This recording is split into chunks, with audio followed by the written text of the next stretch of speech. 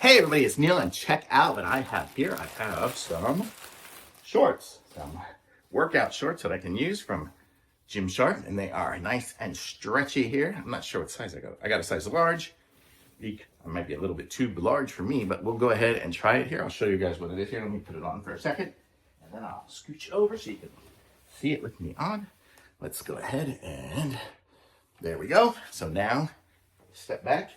You can see I have my shirt tucked into it so you can see the whole thing, but it's got good feel on the pockets. These are nice, and it's nice and soft and super stretchy. These are gonna be great. These I could totally just wear around the house, but I could also use them for working out and everything else as well. So it's good. It's got, the pockets are kind of like mesh on the inside, like that. That's my underpants, but you get the idea here.